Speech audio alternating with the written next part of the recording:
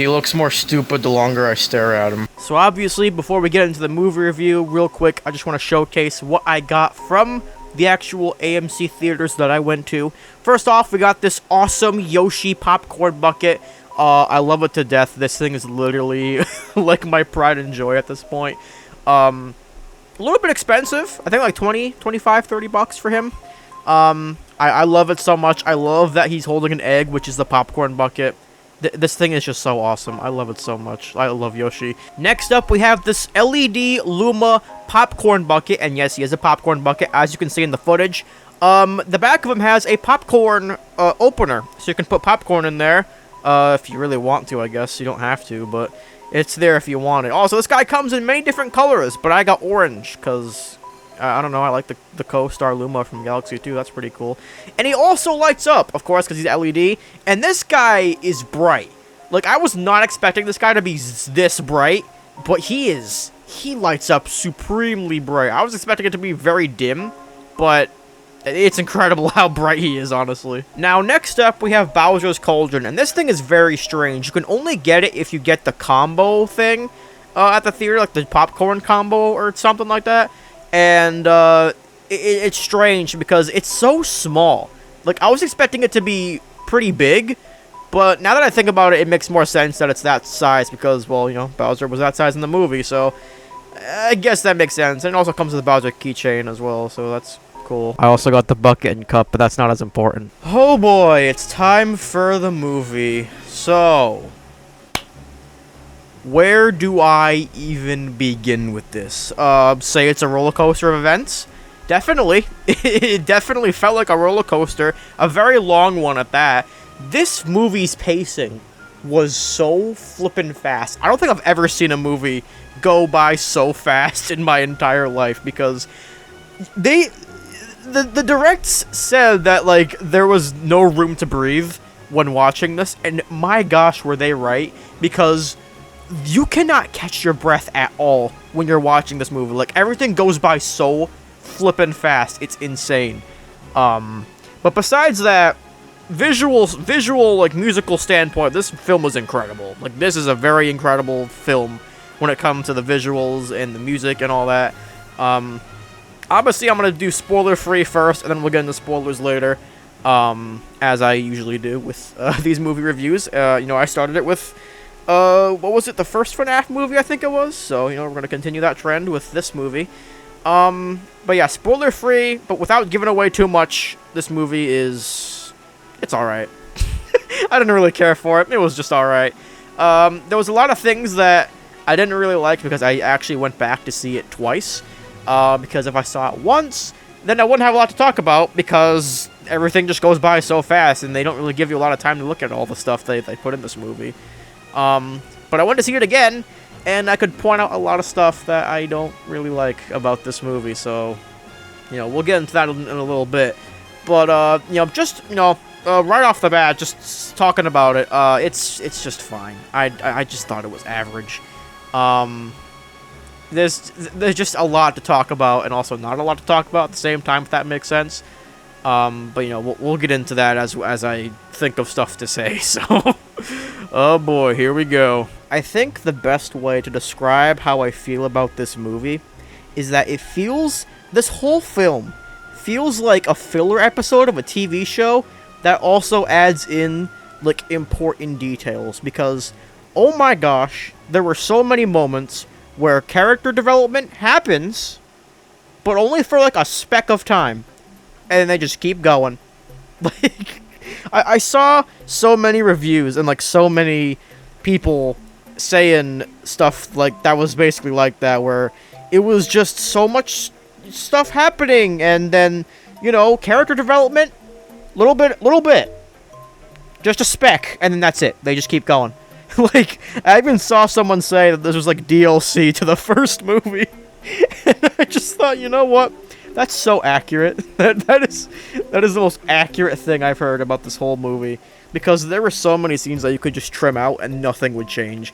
I don't think this is a spoiler, because it was in the trailer, but the Super Mario Bros. 2 fight scene with Peach and Wart and Birdo and all that, in the casino-looking galaxy leads to nothing. So, I don't know what that was all about. And also the part with Yoshi, Baby Mario, Baby Luigi, dinosaur thing. Also not a spoiler because I can say that because it's in the trailer. Also, nothing happens there. Like, they just take a break for a few minutes to do Yoshi's Island, and that's the scene. They could have cut that out. Nothing would change. There's just so many moments like that in the movie where it doesn't do anything. Like, it doesn't feel like anything's happening. But they also do character development, but it's only for a little bit of time. They do character development for 1 minute, and they just keep going. Like, I don't know how I feel about it, because the first movie did this a little bit better by having, like, Mario and Luigi have their whole brother dynamic, and, them saying, like, oh, when we're together, nothing can hurt us. I love that. That's why I love the first movie a little bit, because it had moments like that, and it was so, it got you in the heart, it got you in the feels. What does this movie have? Bowser Jr. just really likes his dad. Like, okay, and what else is there? That's just it? Okay, that's just it. Okay. Like, I don't know if it's just me that has that opinion. Obviously not, because I saw a lot of people on Twitter really hating this movie. But to be fair, that is just Twitter. So, I don't know. That's just how I feel about it. It just, nothing happens, but at the same time, stuff is happening, but just for a very short period of time. So that's great. Obviously, I want to preface this by saying I don't completely hate the movie. There are some things I like about it. For example, I like the Odyssey references. All I'll say is, if you still haven't watched the movie yet, I'll just say that there is quite a bit of Odyssey stuff in here. If that's your favorite game, which it's definitely mine, a lot of stuff from Odyssey in there, which I really do appreciate, because Odyssey is one of my favorite Mario games. I saw a lot of people saying that this movie is more of an Odyssey movie than a Galaxy movie, and after watching it, I just kind of disagree, because there is just a lot of... There's quite a bit of Galaxy stuff in there. Obviously, I don't want to give too much away, but there is a lot of Galaxy stuff in there, It's definitely... it feels like there's more Galaxy stuff than Odyssey stuff, even though there is quite a bit of the two in there. But, that's... Some people thought that. Just saying. But, I do like that. I also like that, I like Yoshi. He's my favorite Mario character, if you guys didn't know. And they did him so right in this movie. I'm so happy that they did Yoshi right. I love him in this movie. He's literally the best part of this movie to me. He is so freaking adorable. He's me. He's literally me. That character is me. But he's so good. I love how charming he is. He's got a lot of funny moments in the movie as well. If you've seen it, you know what I mean. He's the GOAT. He might be the dinosaur, but he's the GOAT, okay? Rosalina, I love Rosalina in this movie. I know people have said that she doesn't have a lot of screen time, maybe at least 10 minutes worth of screen time, which does suck, I will admit. But for the duration that she is on screen, love it. Absolutely freaking love it. It's so... I love characters from the Mario games. Gears? What the fuck was I gonna say? But yeah, I just love it, okay? Nothing can take that away from me. I love characters, and, if they're portrayed right, I love that. Bowser Jr. was okay. I didn't really care for him all that much. I mean, he was just decent, I didn't really have that much to say about him. I mean, he's kind of like the games. And the fact that he likes his dad, he wants to support his dad, he works with his dad. But besides that, I didn't really care for him. I didn't really pay attention to him either. But yeah, all the new characters that were introduced in this movie, love them, love them to death. Oh yeah, also, why was Fox in this movie? Did they just get run out of ideas and we're like, hey, why don't we put Star Fox in the movie? Wouldn't that be funny? Wouldn't that just be a funny little gag if Fox was a main character in this movie. I literally saw somebody say that Fox was in the movie for a longer duration than Rosalina. Which, I mean, I don't know if that's true. We'll have to see when it comes out in digital. But it's crazy because they just were like, why don't we put Star Fox in the Mario Galaxy movie? Unless this means that we're getting a new Star Fox game for Switch or Switch 2, which could be the case. I mean, hey, look at Donkey Kong. He was in the first Mario movie, and they came out with his new model, 1, and 2, they came out with Donkey Kong Bonanza. So, you know what? Maybe we could get a new Star Fox game. That could be it. But it's just so weird. Like, why is he in the movie? I don't get why they put this man in the movie when he's not even a Mario character to begin with. And you'll see when you go see it. There's a lot of that in this movie. There's a lot of non-Mario stuff. I'm not gonna say what, but you'll see when you go see the movie if you haven't seen it yet. And speaking of that, spoiler-free time's over. Just go skedaddle and see the movie, because we're gonna talk about spoilers now. So hey, you better go watch the movie now, because if you don't, you're gonna get spoiled. So just so you know, giving you a warning, because it's gonna get wild. So this part I wanted to save for the spoiler segment of this review, because it kind of has something to do with like how I like the writing of the characters and stuff. I will say that there is parts of it where I think that Mario has good writing. Okay, I'm like the first or second person to say it, I know. But the part where like it's near the end of the movie, where he cuts like the gate, so the gate closes, and then Peach is on the other side, and Mario's just like, "Go save her." That part was just like, like I love that part. That part just that part's so good. That part's good. That's good writing right there. You know, I love good writing, especially in video game movies like this. Oh boy, oh I love it. I also think Peach was written pretty good in this movie. I think, in my opinion, she was written better in this than in the first one. For some reason, I just did not like how she was portrayed in the first movie. I don't know what it was, but there's just something about her in the first movie that I just didn't think was very, like, Princess Peach-like. Because she's usually in the games, she's very, like, elegant. She's very, it's really the only word I gotta say for Peach. That's really it. That's all, just elegant. But she's, like, you know, she's nice, proper, and, you know, she fights sometimes, but, like, the movie version is just, like, action girl, fight girl, and, like, that's it, really. And I think the Galaxy movie handled her better, because it showcased more of, like, her elegant side, a little bit, and, like, her soft, like, side, which I think was missing from her character in the first movie. Or at least, you know, a lot more than I think it should. But overall, I think Peach in this movie was written very well. I did appreciate how Peach was written in this movie a lot. And that's not something I usually care about, because, you know, Peach isn't really one of my favorite characters. But this movie made me like Peach. And that's hard for someone like me who keeps complaining in every Mario video that I've been making recently, where she keeps getting kidnapped, and I'm always like, girl, why do you keep getting kidnapped? Need better security. I'm starting to not like you that much. This movie made me like Peach. So if you make me like Peach, then I automatically like your writing. You know, the person who wrote Peach for this movie, I love you already. You know, you're already a great person to me. Luigi, Yoshi, they're dynamic in this movie. Incredible. Love it so much. They're like the duo of friends that you love to have at, like, a party or something, or, like, a get-together. Oh, you love to see it. Oh, you always love to see it. It's so good. Bowser as well. Great writing right there. I love Bowser in this movie. I think I love him more in this movie than I do in the first one, honestly, because he's just... Why do they make these characters so lovable? Did they up the writing? Did the writing get, like, more budget for this one? Like, what happened? Like, the writing is so much better than this one than it was in the first. Like, oh my gosh. Writing is incredible. It's an incredible tool for sure. Oh boy. Alright, I don't know how long this next segment is gonna be, but we're gonna go over all of, like, the Easter eggs and references that were in the movie.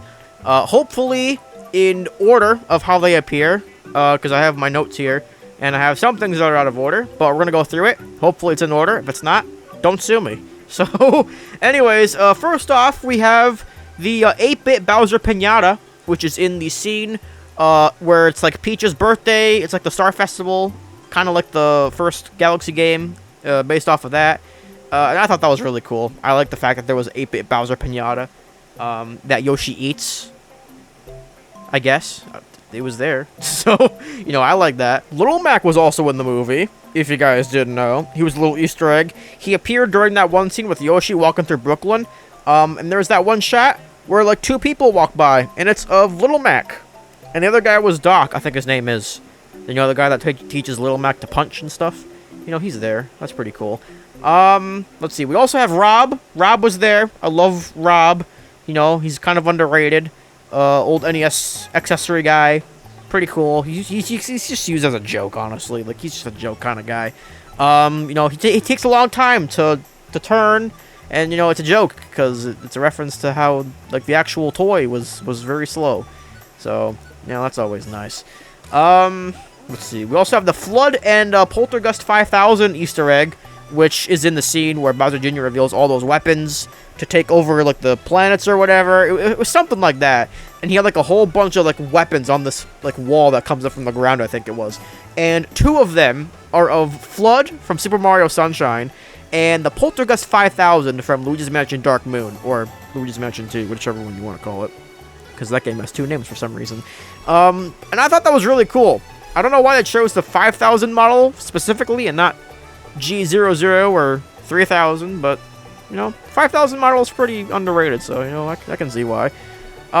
This does make me question if we're going to get a Sunshine movie eventually, or if it's just a reference, because Mario does also have his, like, tropical, like, shine sprite shirt in his closet in that one scene. So, Sunshine movie? I'm not opposed to the idea. I'm not a fan of the game, but I'll be down for anything that relates to Sunshine. So, you know, that's a thing. There's also Mr. Game & Watch. He was there as one of the creations that Luigi made to fight Dry Bowser, which also happens. I love Dry Bowser. I wasn't expecting it. If anything, I was expecting Fury Bowser more. And it also would have been cooler if it was Fury Bowser. But nope, it was Dry Bowser, which I should have expected, but he was alright. It was cool, I guess. You know, I don't know how to really feel about Dry Bowser. I'm still working out my feelings about Dry Bowser. I still don't know how to feel about him, but he's cool, I guess. I just wish he shot blue fire instead of orange, or I guess red fire. Because I'm pretty sure he does that in 3D Land, I think. So, I'm kind of disappointed that he didn't do that in this movie. But, yeah, Mr. Game & Watch, back to him. He was really cool. I was not expecting to see him at all. Love that most of his moveset that he uses to fight Bowser was literally taken from Smash Bros. Because, I mean, that's where most people know him from, besides the Game & Watch, because who even plays that anymore? But yeah, Mr. Game & Watch, also rip in peace, bro, because he dies very abruptly. I saw somebody compare it to Gerald Robotnik from Sonic Movie 3's death. And you know what? Fair. They both go out in very strange ways. Also unexpected ways, but, you know, still, R.I.P. Mr. Game & Watch, you will be missed. Let's see. Last one, I think we have here. Not sure if this is really an Easter egg or not, but the dragon from Odyssey? You know, that one dragon, that you have to fight. The really realistic dragon. Kinda is the final boss of this movie for some reason. Like, you would think it'd be, like, Dry Bowser himself, and, Fury Bowser Jr., which I guess is the actual name of Junior's final form in this movie. All I'm saying is they had a missed opportunity. They could have had actual Bowser be Fury, like his son, but nope. Save that for the third one, I guess. But yeah, the dragon from Odyssey is the final boss, final phase, final thing of this movie. And what I love about this is something I wasn't even expecting, by the way. Mario uses the red star from Galaxy 1 to take this thing out. And it's so cool because that power-up is so underrated. It's used in like 2 levels in the actual game. And, you know, now that I think about it, it doesn't have a lot of screen time. So, I'm not pissed about that either, you know. It's fine. It's definitely fine, you know. I'm not mad or anything. It's just, could have been used more. And also, like, Mario one-punches the dragon, so we don't even have, like, an actual fight with the dragon. He just, like, one-punches it to get Bowser Jr. out because he got eaten by the dragon. And Bowser is really sad about that, but Mario's like, oh, I gotta save him! And then he punches the dragon to get him out, and that's it. Oh yeah, I also forgot to mention, there's an entire scene dedicated to just referencing Super Mario Maker.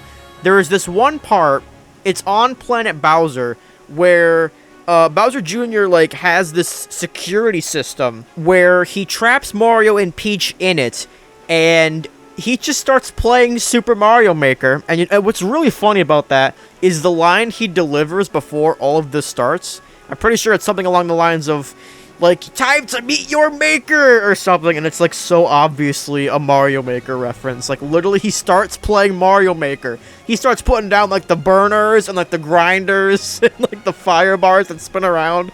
Like, he just keeps placing them down, and he starts like putting down the thwomps as they come down to try and crush Mario and Peach. And it's like, oh my gosh, dude, this is literally just Mario Maker, and I hate that I love it. It's just so, it's creative, I'll give it that, but it's also so stupid.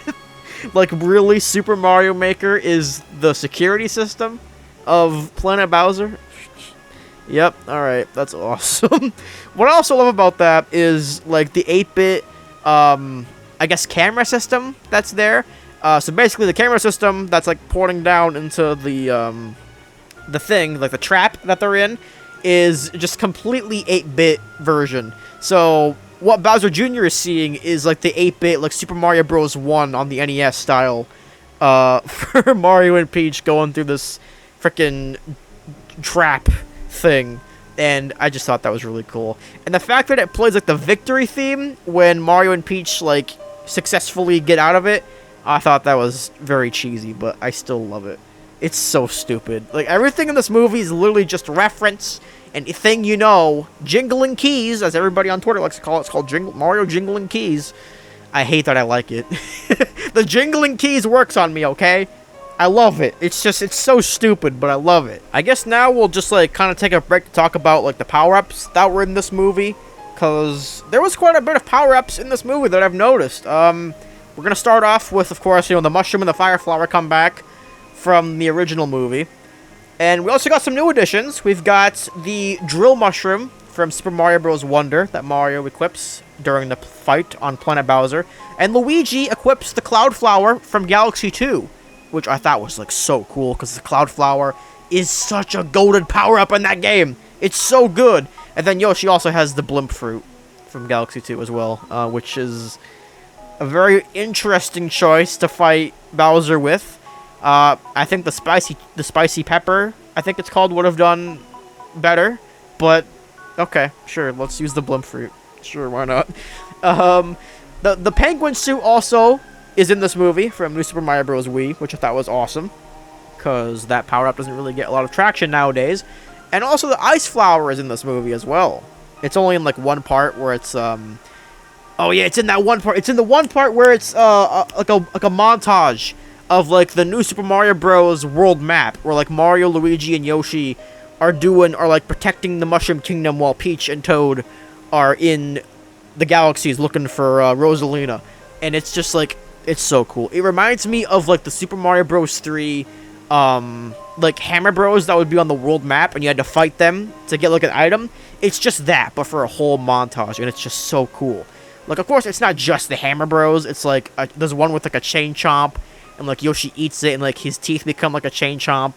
And then there's one where they save a Toad from a giant sheep, and Luigi equips the frog suit, which is also in this movie from Super Mario Bros. 3. That's awesome. And there's one where they save a Toad, and they put it to bed, and Mario and Luigi just kiss his head before bed. Wow, such a nice guys, those two. Such nice plumbers they are.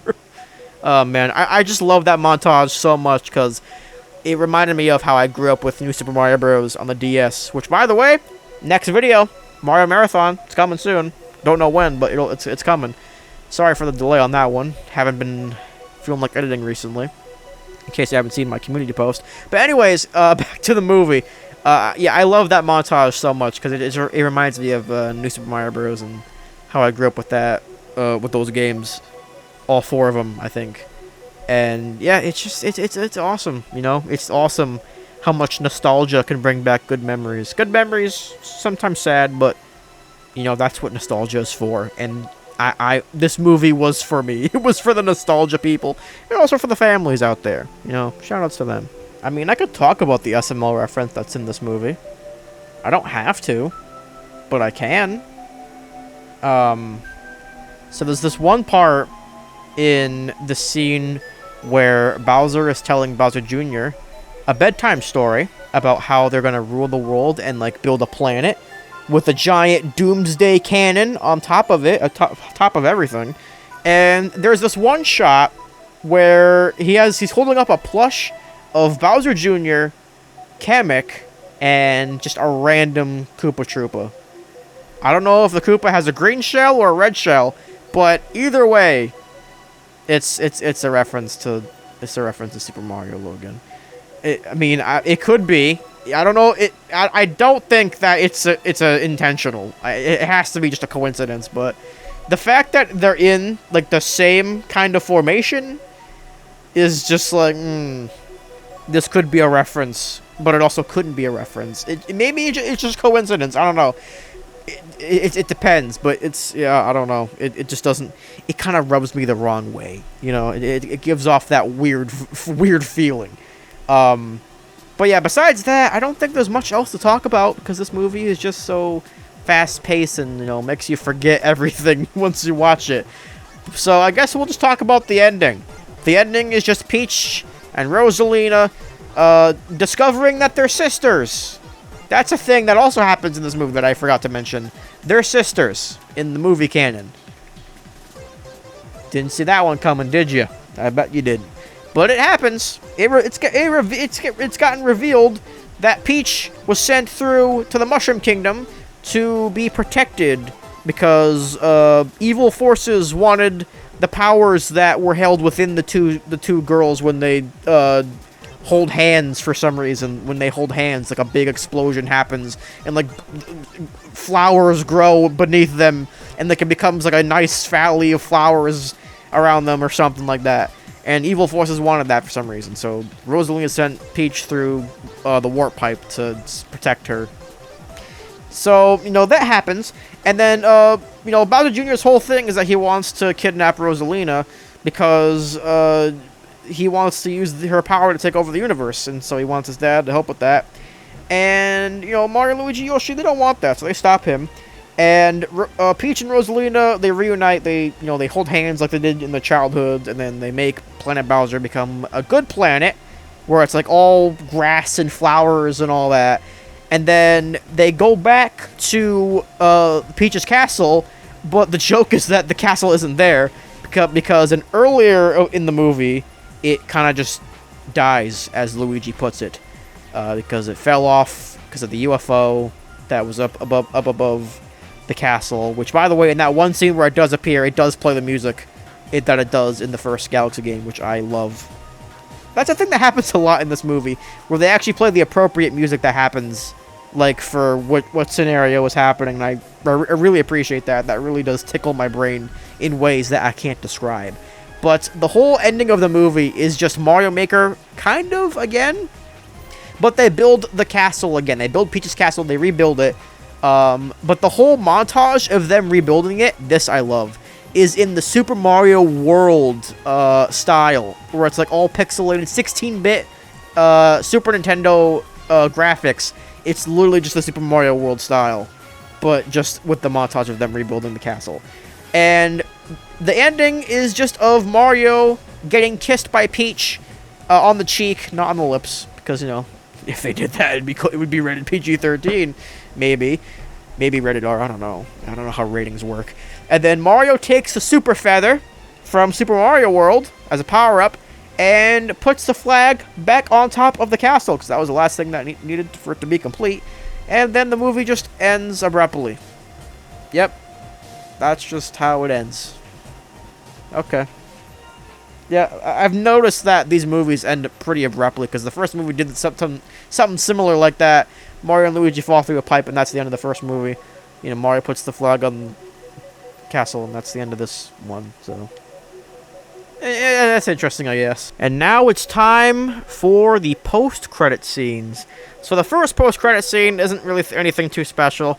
The first bit of it is just Fox going back home to his home, wherever that is in the space-time continuum, back with Falco, Slippy Toad, and the other one. Because I don't remember the rabbit's name. And then the second half is of Dry Bowser and Junior in prison, and Junior is trying to get them out using like a shovel or something. And then we hear like the prison bars like clanging as somebody drags like a bat down the bars. And it's revealed that that person is the Despair Luma from the first movie. You know, the one that was like in the cage and he was talking about how like the death and depression and all that. The blue one. Yep, that's the Luma that comes back for this movie. Okay. I don't really care for that Luma. You know, he's kind of fun. I don't know if it's a girl or a boy Luma, but I'm just gonna call it It. You know, I think It is pretty fitting for that thing. I don't know if it's like, yeah, I just don't think it's funny. I'm sorry if you think it's funny, but I just don't think that it's very funny. But yeah, then we got the second post-credit scene, which plays after the actual credits, which I've noticed some people missed. Most of the people in my theater left before that scene played. So, I mean, I get there's a whole like time thing and everything. You know, I get being somewhere on time, but you really wanted to miss this? Okay. I mean, to be fair, I did miss the Yoshi post-credit scene in the first one because I didn't know there was going to be another one. So, you know, that one was on me. But, you know, for this one, I wanted to stick around to see if there was a post-credit scene after the actual credits. And there was, to my surprise.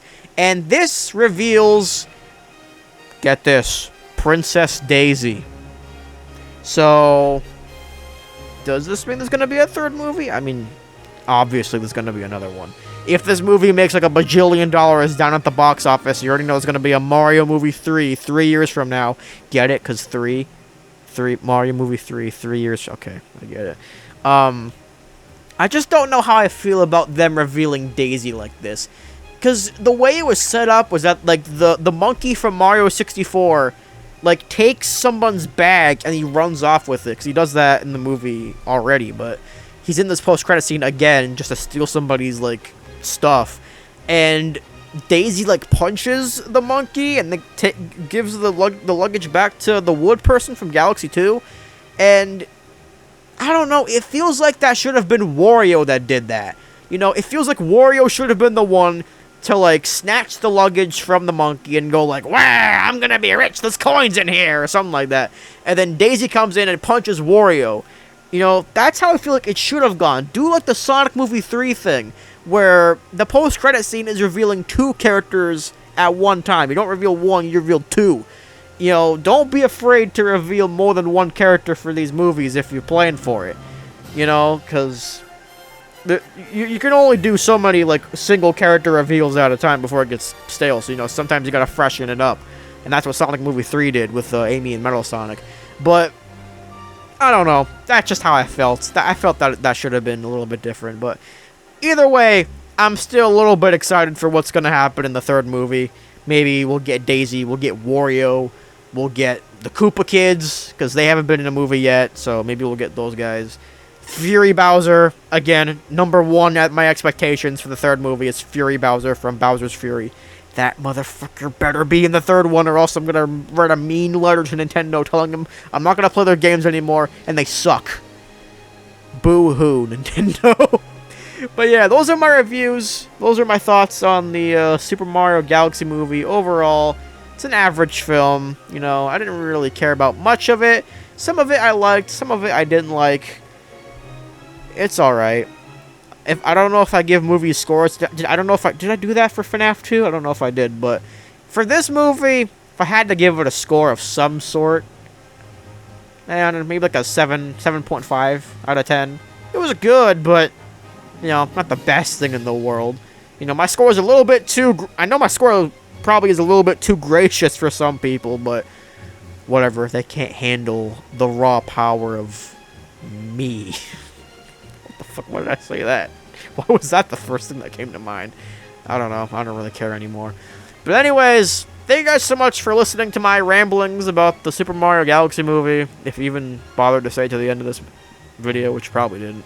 But if you did, thanks. And maybe I'll do more movie reviews, because I've realized I love talking about my thoughts on movies and stuff. So I really should do more of these, honestly, because I feel like that could be really cool. I mean, I got some ideas for doing more of them. Like, I could do like a Sonic movie trilogy review.